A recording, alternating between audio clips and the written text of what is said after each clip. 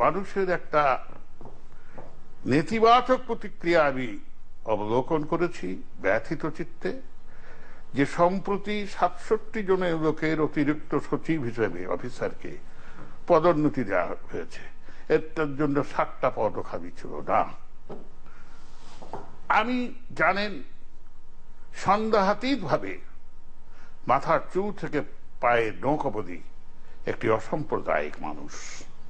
৬৪ সামরিক দাঙ্গাকে, মৃত্যুকে সামনে নিয়ে আমরা এদেশের হিন্দুদের পাহারা দিয়েছি। তখনকার জগন্নাথ কলেজ, তখনকার সরওয়ার্দী কলেজ, সারা সারা রাত সাকারি বাজার, তাঁতি বাজার, ওই হরদা গ্লাস ফ্যাক্টরি, অধ্যাপক অজিত গুহর বাসা, আমাদের দেব ফিলোসফির যাদেরকে পরবর্তীকালে সবাইকে হত্যা করা হয়েছে বুদ্ধিজীবী হিসাবে, তাদের আমরা পাহারা দিয়েছি।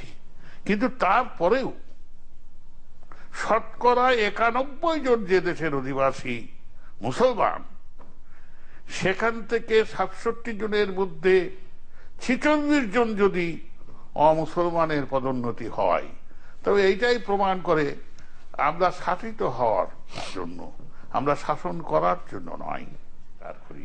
কিন্তু কোন অবস্থাতেই যারা বাংলাদেশকে ভারতের অঙ্গরাজ্য করতে অভিবাসী, এক ধরনের বুদ্ধিজীবী, যাদের কোন অস্তিত্ব ছিল না স্বাধীনতা যুদ্ধে, মুক্তিযুদ্ধের মধ্যে, বরং তারা সরাসরি বিরোধিতা করেছেন, বরং তারা সরাসরি বঙ্গবন্ধুকে সিআইএর দাওয়া বলেছেন, তারা আজকে সংস্কৃতির মধ্যে অপসংস্কৃতি ঢোকায় এমন পর্যায়ে নিয়ে এসেছেন যেটি ৬৭ জনের মধ্যে ৪৬ জনের পদায়ন তাদের মনকে শঙ্কিত করেছে।